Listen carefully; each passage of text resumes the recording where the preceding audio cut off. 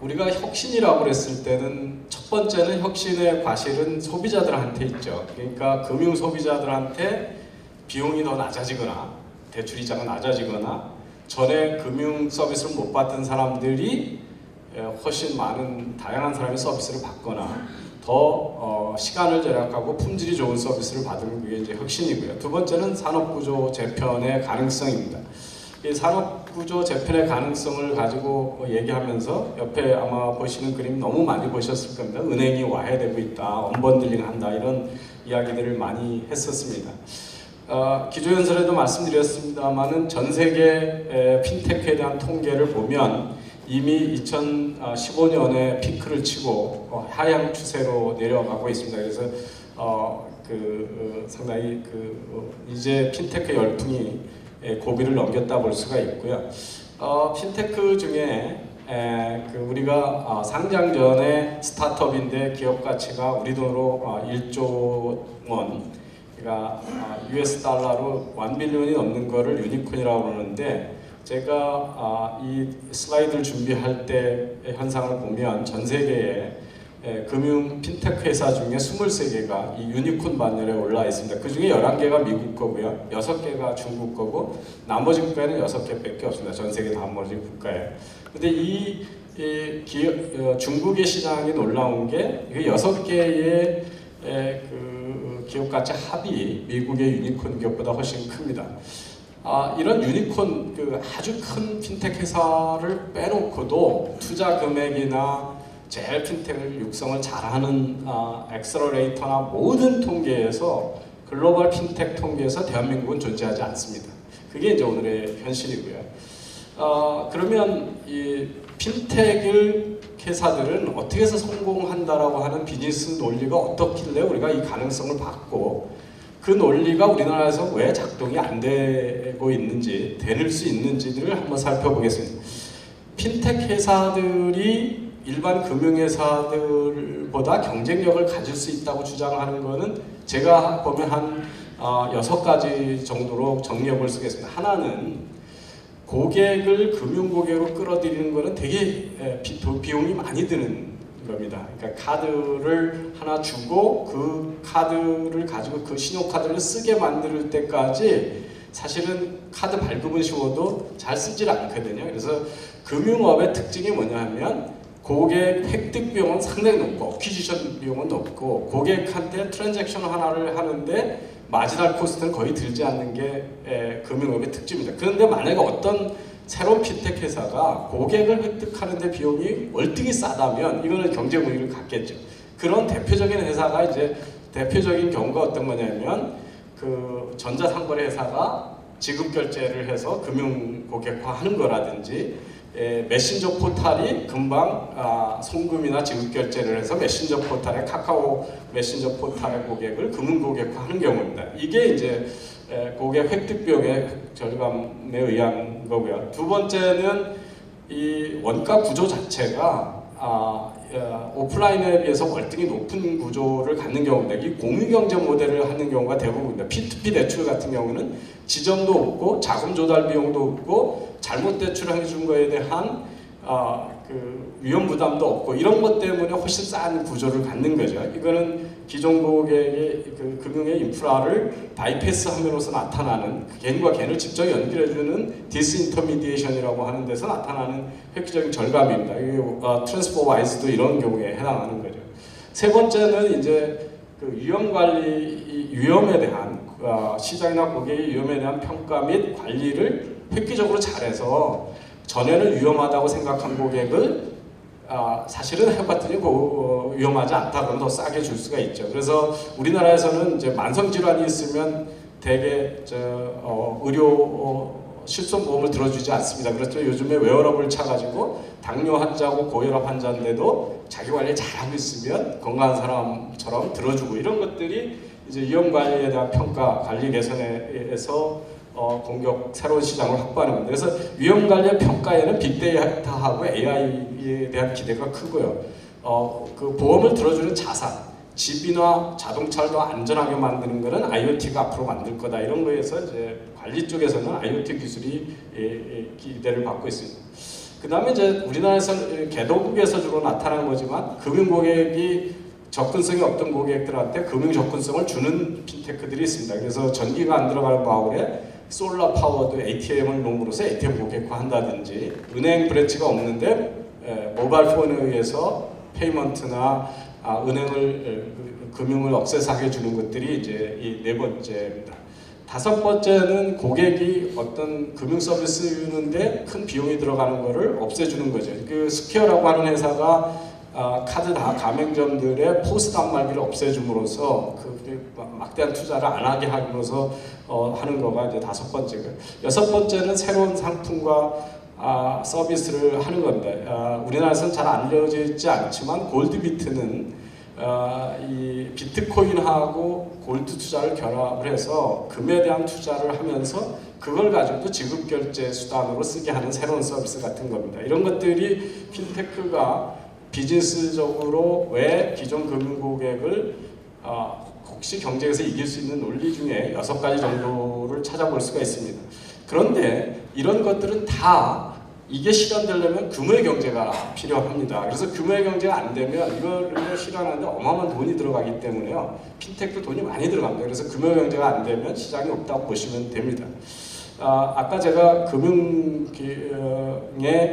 그 원가 구조, 고객 획득 비용은 높고 서비스 비용이 낮은 구조에서는 고객을 싸게 획득하고 한 번 온 고객을 계속 유지하는 고객의 유지율이 성공 요인의 대부분입니다. 그래서 이걸 만들 수 있는 핀텍 회사들은 이제 가능한 거죠. 이 아까 이제 이베이에서 페이팔 고객화하는 거, 이거는 전자상거래가 있는데 지급결제 고객으로 만드는 거고, 아마존이 아마존페이를 한다든지 애플이 애플페이를 한다든지 구글이 구글페이를 하는 거 쉽게 합니다. 삼성이 이걸 하려고 삼성페이를 하고 있는데요. 제가 5월 첫째 주부터 한 열흘간 동구 유럽을 여행을 했습니다. 어느 나라도 삼성페이가 지원되는 나라가 없습니다. 그러니까 아직도 삼성은, 왜냐하면 갤럭시 속에서 삼성 갤럭시 안에서 거래를 일으키지 못하는 플랫폼이기 때문에, 삼성 갤럭시 안에서 음악을 많이 사고 물건을 많이 사고 책을 사고 영화를 사면 삼성페이를 쉽게 활용할 수 있는데, 삼성 갤럭시 플랫폼은 전자상거래 플랫폼이 아니기 때문에 이게 지금 성공을 못하고 있다, 이렇게 보실 수 있습니다. 우선 지급결제를 보면요, 전 세계에서 우리가 모바일 페이먼트를 가장 많이 쓰는 거는 건수로는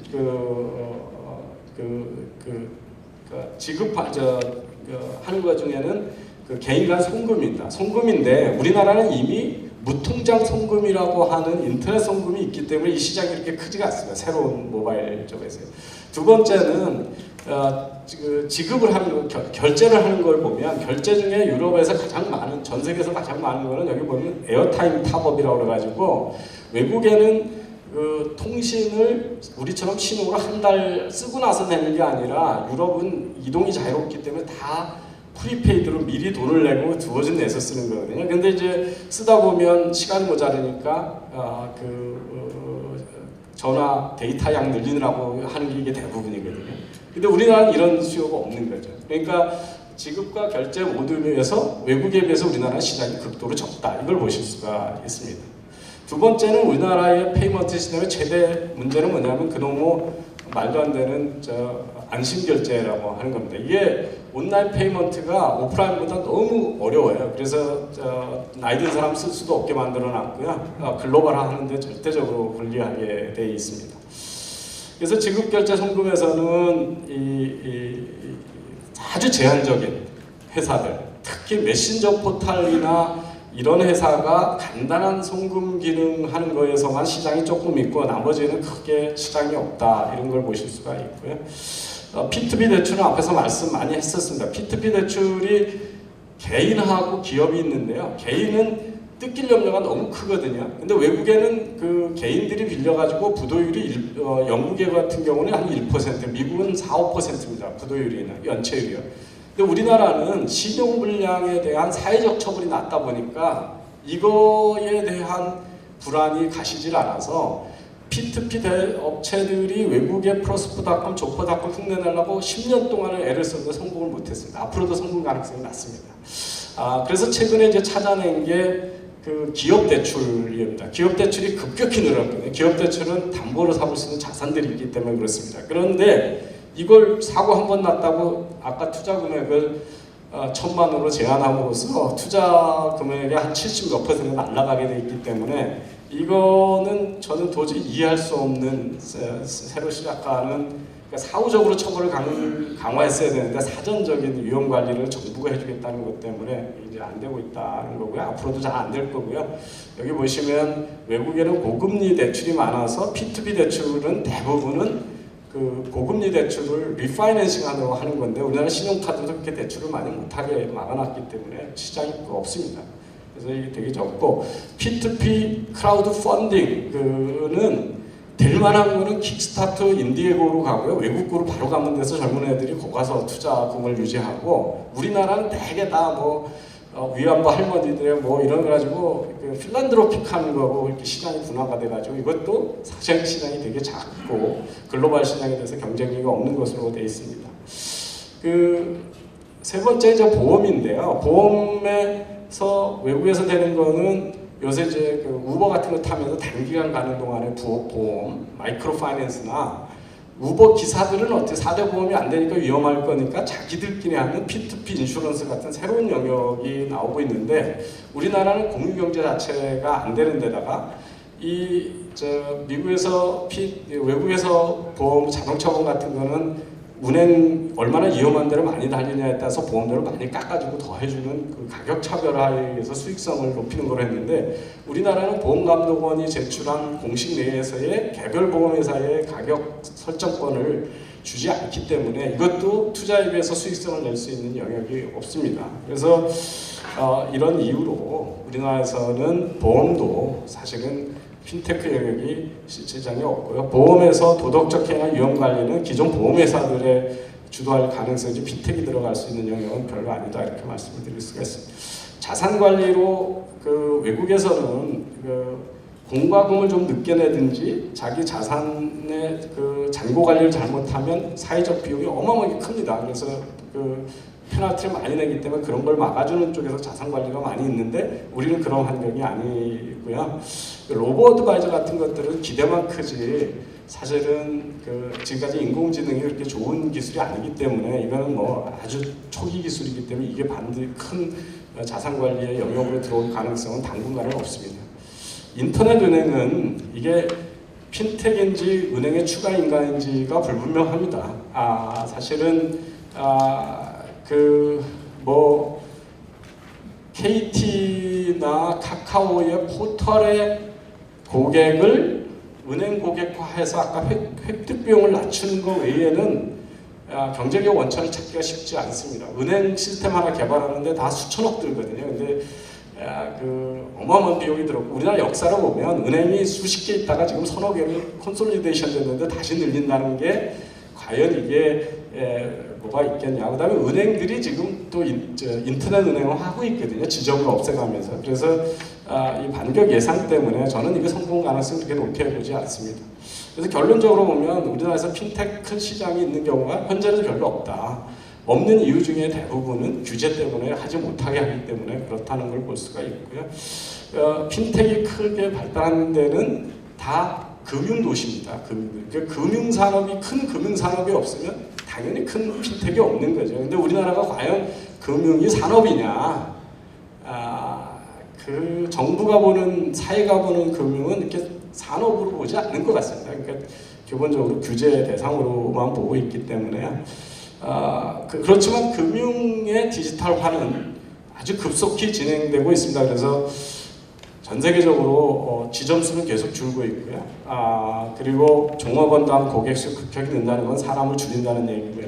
어느 정도 줄이고 있냐면 미국에서 하고 유럽에서 2020년까지 전체 풀타임 고용의 종업원 수가 40%에서 45% 주는 거로 되어 있습니다. 이게 금융이 디지털화하고 있기 때문에 우리나라도 지금 벌써 한 30개월째 금융의 총 종사자 수가 계속 줄고 있습니다. 그래서 금융의 디지털화는 계속 지속되지만 대한민국에서 핀텍이 큰 혁신을 가해서 금융산업에 와해적 변화를 가져온다든지 큰 시장이 있는 것은 현재로는 잘 보이지 않는다.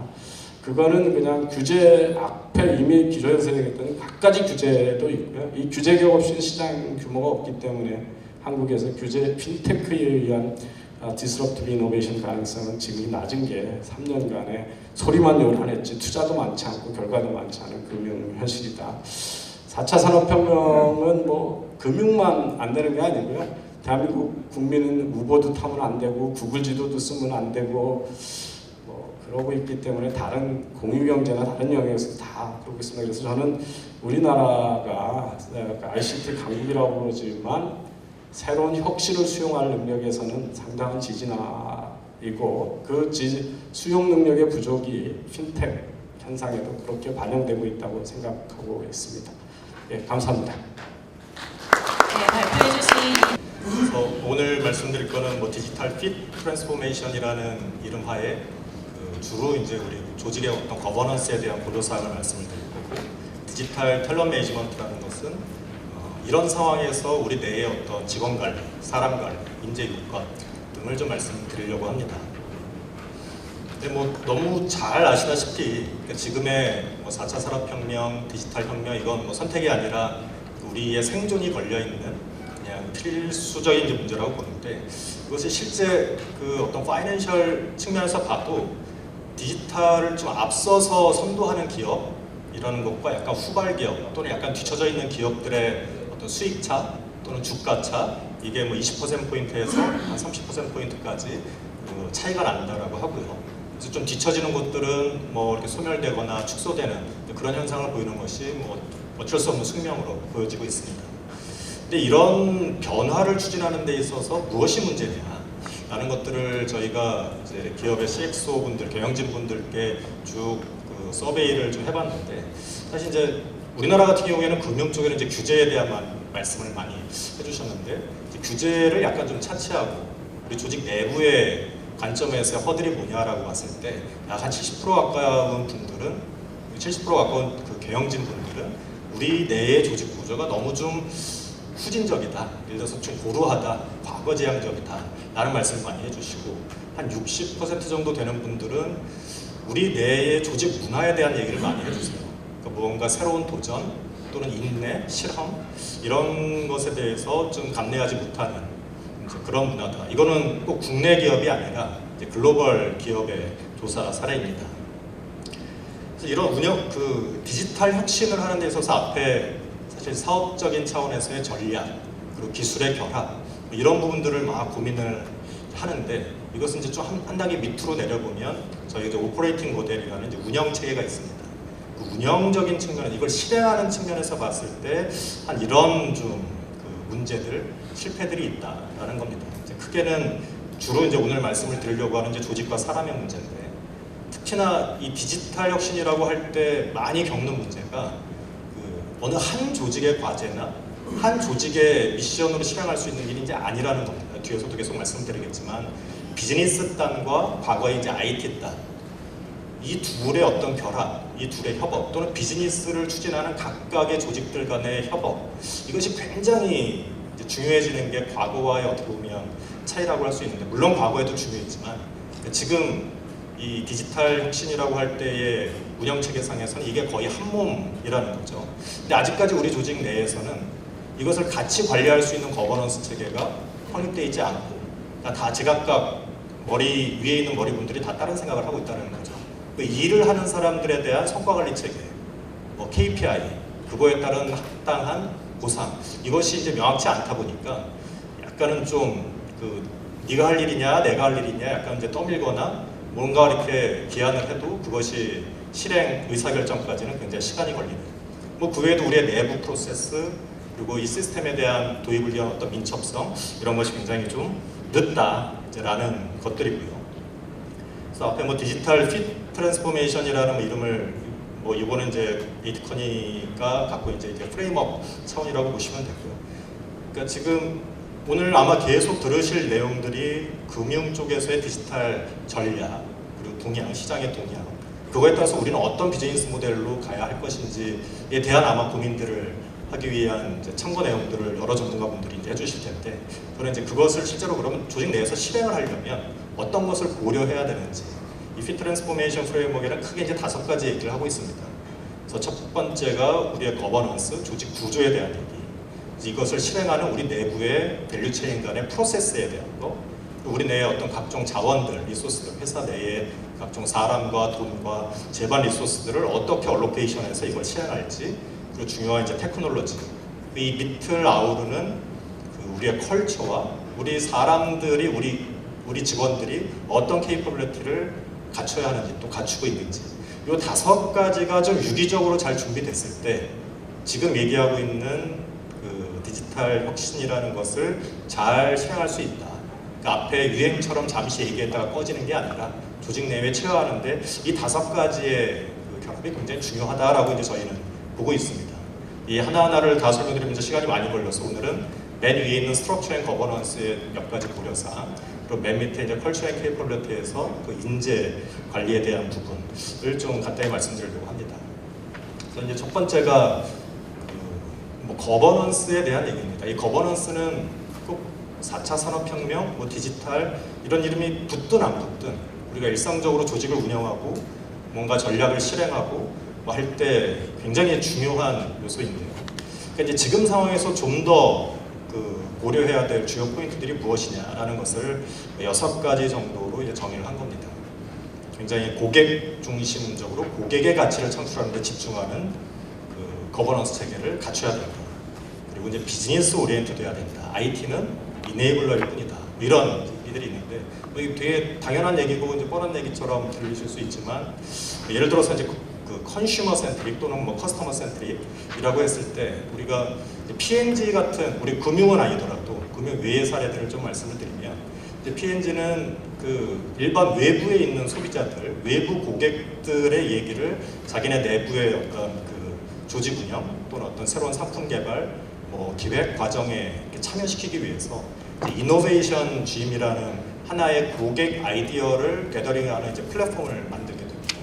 그러니까 과거에 여러 가지 우리가 고객 분석, 뭐 서베이 뭐 등등을 통해서 많은 내용들을 취합하긴 하지만 아예 그게 상시적으로 우리 고객들이 이제 우리에게 그 하는 이제 클레임부터 시작해서 제안 이런 내용들이 그 플랫폼 내에서 지속적으로 거기에는 이제 새로운 굉장히 생각지도 못했던 혁신의 아이디어들이 나올 수 있는 그런 플랫폼을 만들어서 그게 즉각적으로 검토가 되고 그 중에 우선순위들에 매겨져서 실행될 수 있게 하는 그런 걸 취하고 있고요.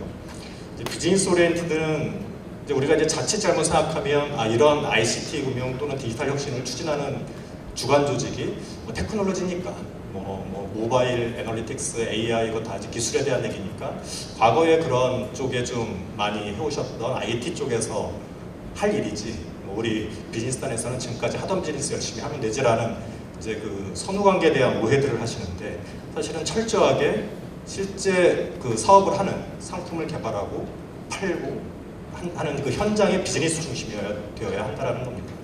그래서 이제 최근에는 그 전사적으로 이런 비즈니스 중심으로 디지털 혁신을 추진하기 위한 그런 경영진으로 CDO라는 표현을 또 많이 쓰게 됩니다.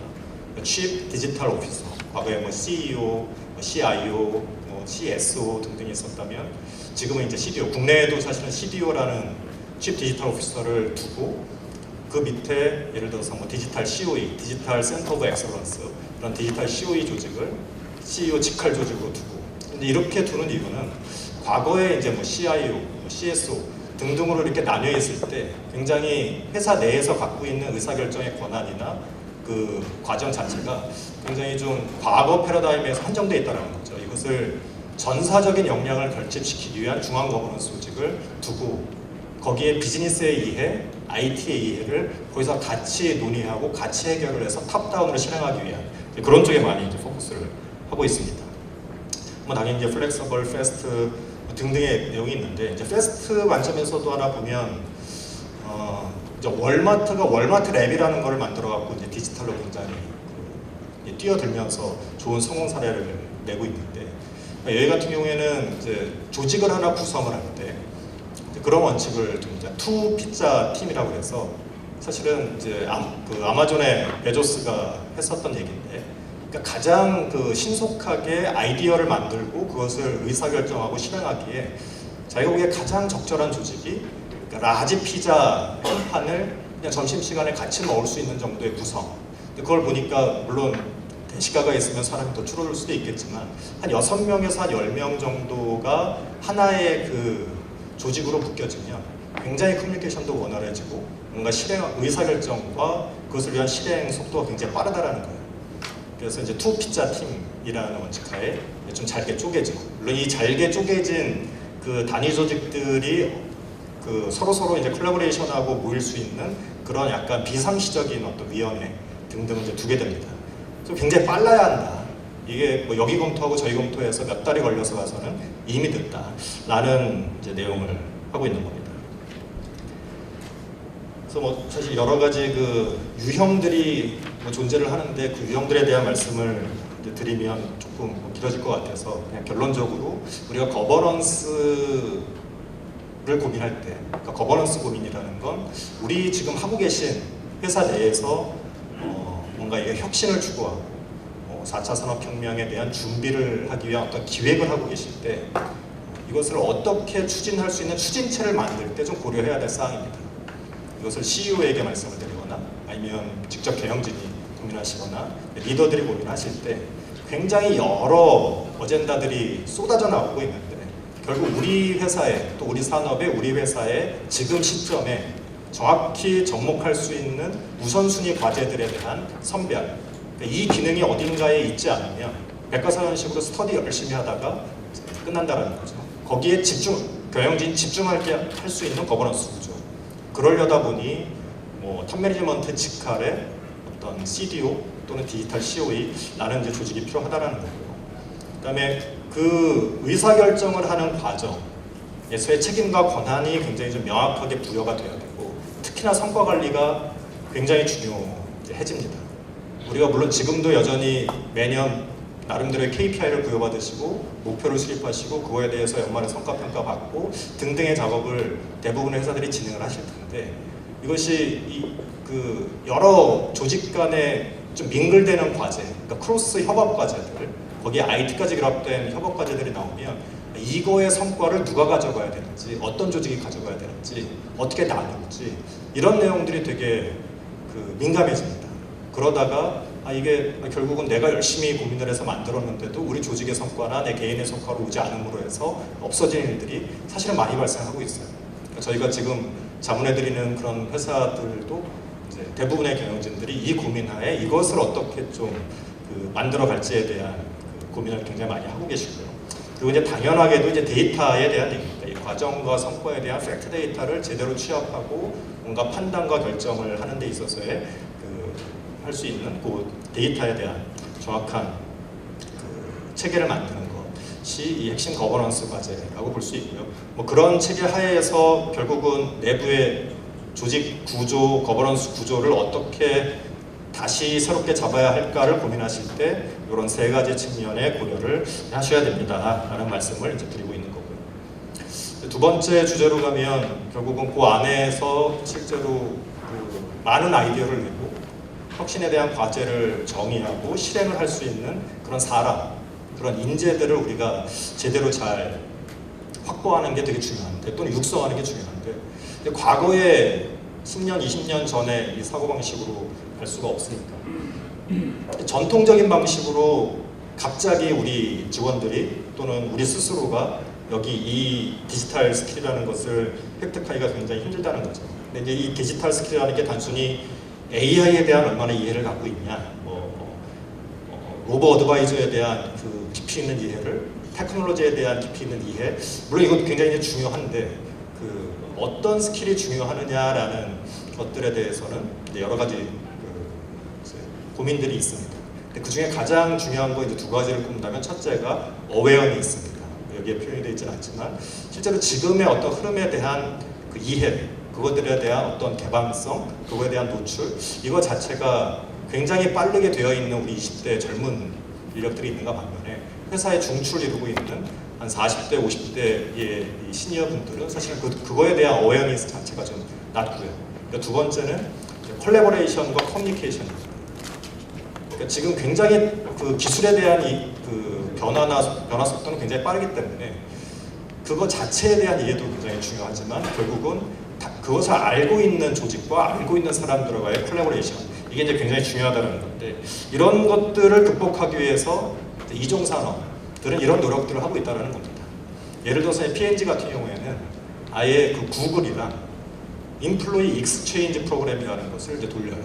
아예 자기네 인력하고 구글의 인력들하고 3개월이면 3개월, 한 달이면 한 달, 아예 팀을 서로 바꿔서 그 팀이 여기 와서 한 20명이 P&G에서 일하게 하고 자기네 인력을 한 30명을 구글에 보내서 일정 부서에서 같이 그들과 협업하면서 일하게 하는 거예요. 그렇게 하고 3개월 뒤에 딱 돌아왔을 때 이 굉장히 말하는 방식이나 토의하는 방식이나 아이디어를 내는 방식이 굉장히 달라지더라고요. 굉장히 파격적인 방식으로 하는 거죠. 사실은 국내에도 그런 것을 시도하는, 물론 이제 회사와 회사 간의 어떤 신뢰와 파트너십이 굉장히 필요하겠죠. 또는 이제 월마나 나이키나 등등이 공통적으로 사실은 취하는 방식은 아예 그런 쪽에 핵심적인 역량을 가진 회사들을 너무 오래 걸리니까 아예 사버리거나 아니면 그들과의 파트너십을 통해서 우리 내부적으로 인큐베이팅 하거나 아니면 같이 공동의 프로그램을 만들어서 이 디지털 어웨어니스를 높이기 위한 좀 활동들을 하고 있습니다. 그래서 이제 이 인재 관리에 대해서는 한 5가지 정도의 좀 중요한 포인트 중심으로 시사점을 말씀을 드릴 텐데, 방금 말씀드린 것처럼 지금의 4차 산업혁명의 큰 특징 중에 하나가 이제 굉장히 빠른 스피드인데, 그리고 그것들이 다 커넥트도 있고, 근데 이런 역량을 갖춘 인재를 과거에는 사실 내부적으로 잘 교육시키고 잘 육성을 해서 키워왔어요. 그렇게 키워와도 이 새로운 물결을 흡수하는데 크게 문제가 되진 않았어요. 물론 몇몇 핵심 스킬에 대해서는 외부에서 들여오기도 했지만, 근데 지금의 이 이제 새로운 역량은 그것을 준비하는 데 소요되는 시간이 점점 더 많이 걸린다는 겁니다. 그래서 지금 보면 약 한 5년에서 7년, 지금 준비하면 한 5년에서 7년 정도가 걸려서 내부에서 키워질 수 있다는 거예요. 그리고 그것을 리드할 수 있는 리더에 대한 석세션, 이거는 최소한 2년에서 4년 정도가 걸린다는 겁니다.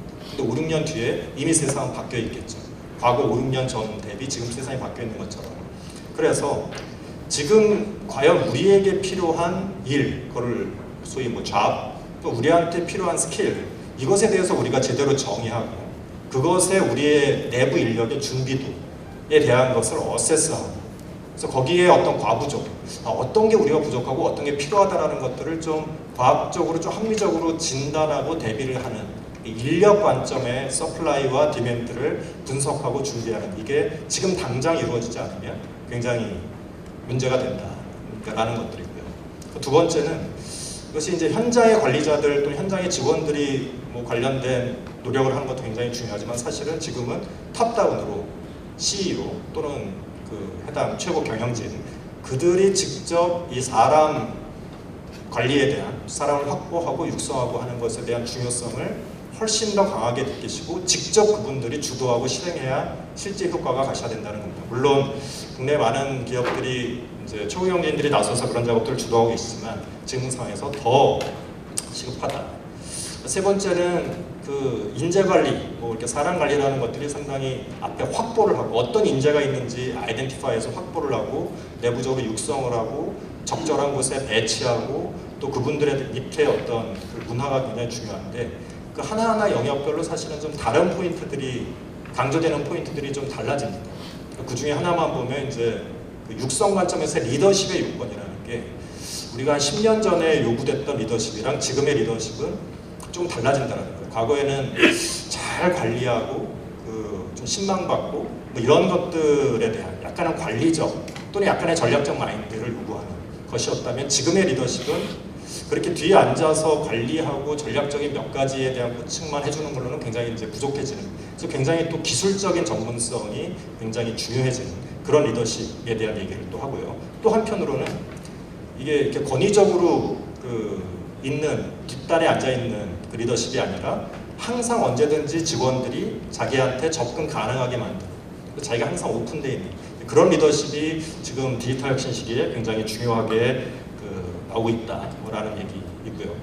이제 네 번째는 아까 처음에도 잠깐 말씀을 드렸는데, 지금의 디지털 혁신을 준비하기 위해서 필요한 핵심 포지션과 핵심 스킬이 무엇인지를 구체적으로 정의하는 것. 그러니까 구체적으로 이것을 정의하고 아주 주기적으로 상시적으로 업데이트해서 그것에 대한 우리의 현황을 파악하는 것 이제 굉장히 중요해진다는 겁니다. 과거에 그 하나의 직무를 수행하는 데 필요했던 스킬이 지금 보면 한 20가지 정도, 저 케이스 같은 경우에 20가지 정도에서 지금 필요한 게 한 45가지 정도로 이제 넘어갔어요. 물론 이 중에는 반드시 가져가야 될 스킬, 있으면 좋은 스킬들에 대한 그 중요도가 좀 다르지만 이런 식의 그림을 우리가 지금 우리 회사에 우리 자리에 지금 이 지도를 갖고 있는지 라는 게 이제 굉장히 중요하다는 거예요.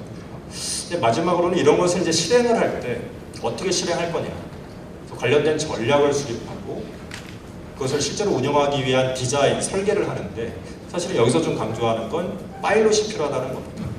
모든 직원, 모든 조직을 위한 전사적인 빅뱅 적용보다는 사실은 단위 조직, 딱 필요한 그 성격의 조직에 대한 파일럿을 먼저 해보고 퀵하게 보완하고 이것을 디플로이하는 그런 전략이 지금의 어떤 조직과 사람 관리를 하는 데 있어서 중요하다라는 부분이고요. 그리고 이제 마무리를 좀 드리면 여러 가지 디지털 혁신을 위한 활동들이 되게 산발적으로 모든 팀들한테 과제가 주어지고 여러 가지 연구들을 하고 계신데 사실은 굉장히 코디네이트된 굉장히 조화로운 액션이 필요하다라는 것이고요. 제가 이제 시작할 때 잠깐 디지털 핏 프레임워크라는 것의 뭐 요소를 말씀을 드렸는데 우리가 새로운 사업 모델의 어떤 혁신, 그러기 위한 그 새로운 사업 아이템 등에 대한 어떤 전략과 사업 모델에 대한 고민을 하고 있다면 그 밑단에서 이것이 실제로 이루어지게 그러니까 작동되게 만드는 요소들을 간과하면 사실 굉장히 사상노하게 된다. 근데 그 작동 요소들이라는 것이 무엇이냐? 뭐 5가지를 말씀드렸습니다. 그래서 그 각각의 어떤 조직, 그것을 관통하는 거버넌스 체계, 우리 회사의 뭐 자원에 대한 그 배분, 그리고 이것이 이루어지는 프로세스에 대한 정리이 있는데 그 중에 말씀을 더 드린 게 이 조직 구조에 대한 부분, 우리 개인들이 갖고 가는 케이퍼빌리티, 만들어지는 컬처의 형성이 훨씬 더 중요해지고 훨씬 더 실행하는 관점에서 보면 여기서 삐끗한 게 한 3년, 5년의 그 늦춰지는 현상들을 발생시킨다라는 말씀을 드렸습니다. 네, 여기까지 그 조직과 사람에 대한 디지털 거버넌스 체계 말씀을 드렸고요. 이상으로 마치겠습니다. 감사합니다. 네, 발표해주신 자, 현재 세상의 모습이라고 얘기를 합니다. 여러 가지 뉴스들이 쭉 나오고 있는데 페이스북, 아마존, 구글, 네이버 다들 들어보신 기업이 되겠습니다. 자, 다들 또 4차 산업혁명이라는 얘기를 하고 있습니다. 도대체 이게 뭐냐? 답이 사실 별로 없습니다만 어쨌든 여기서 나와 있는 내용을 보시면 결국은 지능 정보를 조합해서 결국 그 사람들을 위한 그런 시대의 변화가 이루어지고 있다라고 생각하시면 될 것 같고요. 그리고 이것이 앞으로 우리나라의 미래를 좌우한다고 해도 그 약한 말이 아닐 것 같습니다. 자, 글로벌 10대 기업의 변화 보시면 딱 나와 있습니다. 과거에는 IT 회사가 하나밖에 없었고요. 이제는 거의 대부분이죠. 앞으로 계속 이렇게 될 거라고 생각하고요. 자, 근데 한국은 어떠냐? 가장 이노베이티브한 회사, 미래지향적 혁신 기업, 안타깝게도 삼성그룹밖에 안 올라와 있습니다. 그래서 앞으로 정말 많은 변화가 필요하다고 생각을 하고 있고요. 과거에는 하드웨어 혁신이 있었다면 최근에는 플랫폼 혁신, 이제는 이제 빅데이터 시대로 넘어간다라는 게 상당히 중요하다고 말씀을 드리겠고요. 자, 여기서 이제 재밌는 그림들인데 여기서 이제 제가 굉장히 초점을 많이 맞추는 게 애플입니다. 애플, 전 세계에서 이제 가장 큰 IT 회사가 됐죠. 근데 애플이 갖고 있는 기술이 다른 나라나 우리나라 갖고 있는 기술보다 더 나았을까요? 그렇진 않습니다. 기술에 큰 발전이 있었다고 보기에는 어떻게 보면 이 핸드폰 안에, 그죠? 아이폰 안에 사람들이 굉장히 쓰기 편하게 만들어줬다는 거죠. 그래서 기술력이 더 발전한 게 아니고 그만큼 사람들이 편하게 쓸 수 있게 만들어줬다는 겁니다. 그래서 지금 이 로보 어드바이저도 그렇고 앞으로 굉장히 많은 이 기술 혁명들이 일어나겠지만 핀테크 관련해서 결국은 이 왜 만들어지는 거냐면 사람의 수익률을 올려주기 위해서 만드는 거기 때문에 얼마나 편하고 쉽게 쓸 수 있느냐가 중요할 것이고요. 거기에 저희는 초점이 맞춰져 있다는 말씀을 드리겠습니다. 자, 알파고가 우리나라에서 이런 이세돌을 이겼기 때문에 어떻게 보면 우리나라에 관심이 훨씬 높아진 그런 상황이고요. 근데 여기에 들어가는 이 빅데이터, 알고리즘, 결론적으로 이제 사람이 다 들어가는데요. 이것은 경우의 수가 정해져 있습니다. 그래서 실질적으로 해서 투자하는 부분이 아니고 어쨌든 바둑은 판이 있고요. 여기에 대한 경우의 수가 있기 때문에 컴퓨터 몇십만, 한 만 대가 있으면 이길 수 있겠죠. 근데 투자라는 것은 그렇지가 않습니다. 만약에 투자에 대한 것을 컴퓨터로 돌려서 AI적인 기능으로 만들려면 그것을 판단해내는데 모든 변수를 집어넣고 돌리는데 얘기 들어보니까 지금 기술력으로도 100만 년이 걸린답니다. 그래서 중요한 포인트는 뭐냐면 결국은 이 변수들을 줄여주는 것을 해야 되고요. 그리고 나서 사람이 얼마나 쉽게 자산 관리를 할 수 있게 도와줄 수 있냐가 중요할 것 같습니다. 지금은 이제 모바일 디지털 네트워크를 활용한 그 정치적인 자원을 활용하는 그런 부분들이 있고요. 죄송합니다. 자, AI 지능이라는 부분이 있는데, 사실 AI라는 영화는 기억도 나시겠지만, 70년대, 80년대, 90년대 계속 얘기가 나왔습니다. 다들 AI 얘기를 했는데, 이게 참 어려운 부분이 뭐냐면요. 처음에 이 AI는 빙하기를 겪었어요. 그러니까 뭐냐면, 사람을 대신해주는 걸 만들려고 하다 보니까 정말 어려웠다. 지금은 저희가 추구하는 부분이 뭐고 또 다른 회사들이 추구하는 부분이 뭐고 글로벌적으로 추구하는 부분이 뭐냐면 이제 부활을 했는데 결국은 통계학을 통해서 그 오류를 인정하고요. 결국은 사람을 도와주는 형태로 지금 가고 있습니다. 그래서 좀 더 단순화시켰다는 거고요. 실질적인 AI가 되기까지는 앞으로 100년이 지나도 될지 않을지는 정말 모르겠습니다. 지금 현 시점에서는 어쨌든 사람이 쓰기 좋게 편하게 도와주는 그런 형태로 변해가고 있다는 말씀을 드리겠고요. 자, 마찬가지죠. 인공지능의 의사에 의해 로보 어드바이저라는 게 의사가 이 수술을 하거나 이런 부분에 있어서 기계가 다 하는 게 아니고요. 그러니까 의사가 하는 데 있어서의 판단 능력을 높여주는 거죠. 그리고 사람이란 건 피곤할 수도 있기 때문에 그렇습니다. 그래서 여러 부분에 있어서 좀 더 좋은 성과를 내기 위해서 이 AI적인 기능이라고 하기는 좀 그렇고요. 어쨌든 기술력이 들어가면서 좀 나은 결과값을 내는 것이 상당히 중요하다는 말씀을 드리겠습니다. 자, 그래서 다들 로보 어드바이저 정말 말은 많습니다. 우리도 지금 로보 어드바이저 테스트베드 참가했었고요. 저희가 1차 테스트베드 통과를 했고요. 보면은 로보 어드바이저라는 것은 로봇, 자동, 어드바이저, 상담, 그렇죠? 결국은 로봇을 활용한 상담을 해준다는 겁니다. 근데 실질적으로 그러면 로봇가 정말 모든 것을 AI 방법을 통해서 이 상품을 사야 되냐 말아야 되냐 판단을 하는 거냐? 실질적으로 꼭 그렇지는 않습니다. 만약에 그렇게 되려면 아직까지 시간이 상당히 많이 걸릴 거라고 생각을 하고요. 지금 보시면 로봇 어드바이저 현황 자체를 놓고 보시면 해외 쪽에서도 이렇게 많은 회사들이 있습니다. 대부분의 회사들과 제가 컨퍼런스 콜을 했고 어떤 식으로 만들어가고 있는지 얘기를 들어봤고요. 결론적으로 내리는 것은 뭐냐면 흔히 말하는 자산 배분형 모델들을 활용을 하고 있습니다.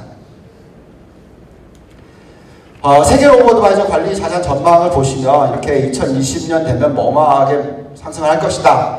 마켓시어가 많이 상승을 할 것이다. 그래도 퍼센티지가 몇 프로죠? 5.6%밖에 안 됩니다. 그래서 완전히 대체할 수 있다고 생각하시지 마시고 어느 정도 안정적으로 움직일 수 있는지의 부분에 대한 생각을 하셔야 될 것 같고요. 자, 그럼 이제 키움증권에 있어서의 로보 어드바이저란 뭐냐? 저희는 이러한 것을 목표로 가지고 만들어가고 있습니다. 글로벌 자산 배분을 토대로 한다. 분산 투자의 중요성을 실행한다. 그리고 향후 AI적인 요소를 계속 집어넣을 수 있도록 전체 플랫폼을 기초로서 활용을 한다. 그 다음에 국민들의 안정적인 수익률을 창출할 수 있도록 만든다. 마지막으로는 여태까지 많은 상품들이 나오고 있습니다. 여태까지 가장 크게 국민들한테 팔렸던 상품 중에서 안정적인 수익률을 올렸다는 게 뭐가 있냐면 ELS 상품이죠. 근데 얼마 전에 굉장히 큰 충격을 받았습니다. 만약에 연간 단위로 연 수익률 6% 내지 8%를 아주 안정적인 샤프 지수로서 창출을 해준다면 우리나라에서 ELS 상품이 얼마나 팔렸을까요? 거의 150조가 팔렸습니다. 아주 단기간에. 그래서 지금 우리가 만약에 운용 규모가 근데 왜 150조가 팔린 게 문제가 됐냐면 운용 규모가 너무 커지면 수익률이 안 나옵니다. 왜냐하면 파생 상품을 썼기 때문에 그렇습니다. 네, 저희가 지금 추구하는 것은 운용 규모가 1조가 되든 100조가 되든 1000조가 되든 수익률이 안 깨지도록 할 수 있도록 하기 위해서 만들어가고 있다는 말씀을 드리겠습니다. 자, 그러면 왜 글로벌 자산 배분이냐는 얘기를 하는데요. 한국의 위치를 생각해 보시면 지금 한국 구조의 변화가 있죠. 저성장 저금리 구조가 고착화되어 있습니다. 그리고 해외 시장에 대한 매력도가 지금 상승을 하고 있는 상황이죠. 근데 또 재밌는 현상은 요즘에 한국 시장이 굉장히 좋죠. 증시가. 근데 이런 부분들을 다 찝어낼 수가 있어야 됩니다. 그래서 글로벌화 시대에서 한국 국민들의 변화가 일어나게 되고요. 또 우리나라 GDP를 생각해 보시면 GDP의 50% 이상이 수출이기 때문에 달러 자산이 많이 있습니다. 그래서 결국은 글로벌화 시대에 맞춰져야 될 상품이 나와야 된다고 생각하는 거고요. 그리고 또 미래에 대한 준비 중에서 분산 투자의 중요성, 이건 뭐 주식 투자를 하시는 분인데 어떤 투자를 하시는 분들인지 다 아시는 내용이기 때문에 말씀은 안 드리겠습니다. 자, 그러면 저희가 지금 어떻게 만들고 가고 있냐? 그러면 뉴노멀 시대에서 해외 투자를 하고 자산 배분을 해서 금융시장의 변화 주기를 단축시키고 결국은 안정적인 중수익 추구형을 얘기를 하고 있고요. 자, 닥터 맥켈 교수 랜덤 워키라는 책을 쓴 분이시죠. 자, 이분이 말씀하셨던 것 중에서 자산 배분으로만 해도 연간 8% 수익을 창출할 수 있다라고 얘기를 했고요. 이것은 사실 원숭이가 하든 인간이 하든 큰 차이가 없을 수도 있다라고도 얘기를 합니다. 그러니까 결국은 뭐냐면 이 로보-어드바이저의 성공 여부는 얼마나 복잡하게 만드느냐가 아니고요. 얼마나 단순하게 적절하게 만드느냐라고 생각을 하고 있습니다. 자, 그래서 저희가 이제 모델링에 대한 부분을 좀 말씀을 드리겠는데요. 마코이츠 모형이라는 게 있었습니다. 자, 이 모형은 그 블랙 리트먼 모델 전에 있었던 모델인데요. 이게 이제 변형이 돼서 만들어졌는데 이 마코이츠 모형이라는 것은 너무 이 한쪽으로 분산, 그러니까 한쪽으로 쏠림 현상이 너무 심하게 나타났습니다. 그래서 이것이 좀 더 발전을 해서 블랙 리트먼 모델이 됐고요. 이렇게 되면 분산 부분을 좀 줄여주는데 그래도 아직까지도 분산, 흔히 말하는 한쪽 쏠림 현상이 블랙 리트먼 모델에도 나타납니다. 그래서 이것을 어떻게 교정을 할까 정말 고심을 많이 했는데요. 결국은 이 내재 수익률 창출이 있고 시장 전망이 반영이 돼서 기대 수익률이 결정이 되면, 그러니까 즉 이 부분에 대한 예측력을 높이려고 노력을 하고 있습니다. 그러니까 결국 변수가 100개였다면 우리는 이 변수를 10개로 줄이는 거죠. 그래서 훨씬 짧은 시간에 높은 성과를 올리도록 노력하고 있고요. 그래서 최적화 포트폴리오를 구축하는 그런 현상을 만들어 가고 있습니다. 그래서 지금 저희가 쓰는 모델은 이 블랙 리트먼 모델 안에 제가 몰겐 스탠리에 있을 때부터 개발했던 이 리주준칸 모델 같이 했던 부분을 활용을 해서 주식에 대한 예측 능력을 높이고요. 그 다음에 벡터 오토 리그레스 모델이라는 것을 활용을 해서 시계열 역량을 활용을 해서 다른 자산군, 주식을 제외한 자산군, 흔히 말하는 카마더티나 뭐 환율 이런 부분은 예측을 한다는 것 자체가 잘못됐습니다. 그래서 바를 활용을 해서 시장 전망을 하면 그나마 안정적이고 그 볼러틸리티, 그러니까 변동성을 줄일 수가 있는 그런 효과가 나옵니다. 어쨌든 이러한 전망들이 들어가서 블랙 리트먼 모델을 돌리면 실질적인 포트폴리오 구성이 되고요. 중요한 부분은 투자하는 처가 어디냐, 글로벌 시장이기 때문에 1조가 돼도 100조가 돼도 상관이 없습니다. 왜냐? 우리는 인덱스 투자를 많이 하게 되도록 만들어져 있기 때문에 그렇죠. 그래서 이런 식의 이제 리밸런싱을 하고 있고요. 중요한 부분은 연평균 수익률을 8%를 창출하려고 하고 있고 샤프 레이쇼 1을 창출하려고 하고 있습니다. 제가 블랙 리트먼 죄송합니다. 베틀먼트랑 웨스트프론트랑 미팅을 했었고 또 얼마 전에 이제 굉장히 그 잘 나간다는 가치 투자를 하는 펀드랑 얘기를 했었는데 만약에 8% 수익률을 샤프 1 이상으로 창출해낸다면 이거는 전 세계 어느 시장에 갖다 팔아도 팔린다. 그래서 저는 시간적 여유를 갖고 생각하고 있습니다. 1년이 지나면 레코드가 쌓이는 것이고요. 2년 지나면 또 쌓일 거라고 생각합니다.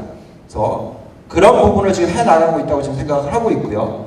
지금 현재 시점에서는 그렇게 해서 저희가 펀드를 런칭을 했습니다.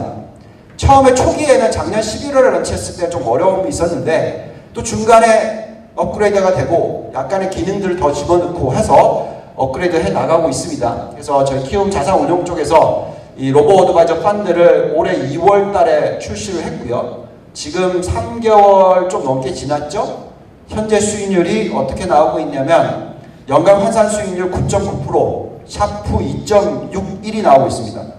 물론 이거는 이제 겨우 3개월인데 그걸 어떻게 믿냐라고 다들 얘기하시기 때문에 저는 여유를 가지고 1년이 지나고 2년이 지나고 만약에 될 수 있다면 앞으로 우리나라의 미래에 굉장히 도움을 줄 수 있는 상품이 만들어질 수 있을 것이다 믿으면서 생각을 하고 있습니다. 재미있는 건 뭐냐면요. 결국 이런 겁니다. 원래 그냥 주식을 투자를 했을 경우에는 AC월드가 전 세계 시장에 투자를 하는 겁니다. 보통 성공률이 반이고요. 수익률이 상대적으로 굉장히 변동성이 심합니다. 근데 보시면은 저희가 만들어 놓은 거는 뭐냐면 절반이 아니라 70%대의 성공률을 높이고 변동성을 줄여놨기 때문에 가능하다. 굉장히 단순화시키고 있다고 생각하시면 됩니다. 자세한 내용을 얘기하기 좀 그렇고요. 회사 비밀이라서. 아무튼 그렇게 추구를 해 나가고 있는 상황에서 계속적으로 지금 알고리즘의 업그레이드가 돼 가고 있고 앞으로 추가적인 업그레이드를 할 수 있을 것이라 생각을 합니다. 자, 여기서 이제 한마디 말씀을 드릴 부분은 뭐냐면요. 8% 수익률 그게 창출하기 상당히 어렵냐? 어려울 수 있습니다. 근데 어떻게 보면 그렇지도 않다는 생각을 하셔도 됩니다. 왜냐? 자, 글로벌 경제 성장률이 지금 현 시점에서 한 3%대 중반이 나오고 있거든요. 여기에 인플레이션 1% 내지 2%입니다. 자, 그러면 성장은 노미널로 얼마일까요? 한 5% 정도 되죠? 그러면 그냥 글로벌 GDP를 쫓아가는 추정 상품만 투자를 하시더라도 연간 수익률 5% 간다. 그럼 왜 우리가 8%를 창출하려고 하느냐? 여기에 플러스 알파를 한다는 거죠. 그래서 그 정도만 어치브를 하려고 하다 보니까 단순화되고 있고 가능해진다는 겁니다. 지금 그렇게 해나가려고 하는 부분이 되겠고요. 따라서 만약에 이 로보어드바이저가 만들어졌을 때 그러면 애널리스트가 필요 없느냐? 그렇지 절대 않습니다. 로봇가 되기 때문에 사람을 다 대처하느냐? 절대 그렇지가 않습니다. 왜냐하면 우리가 쓰고 있는 값들은 인간들이 만들어낸 값들을 활용을 하고 있기 때문에 그렇습니다. 애널리스트들이. 그래서 앞으로도 더 좋은 애널리스트들이 만들어지게 만들도록 하고 있는 것이 저희 추구하는 방향이고요. 여기서 부탁하는 부분 딱 마지막에 한마디만 하겠습니다. 제가 로보어드바이저를 만들면서 항상 느끼는 부분인데 또 제가 제가 미국에 이민을 갔다가 다시 한국 들어오고 제가 지난 24년 동안 일을 하면서 거의 10년 이상을 해외에서 있었고요. 외국 회사에 다닌 것이 절반 이상입니다만 느꼈던 부분이 뭐냐면 우리나라의 금융 산업의 발전 이런 거 여러 가지 얘기를 합니다만 가장 문제가 있는 부분이 하나, 규제가 너무 많다. 로보어드바이저 특히 더 그렇습니다.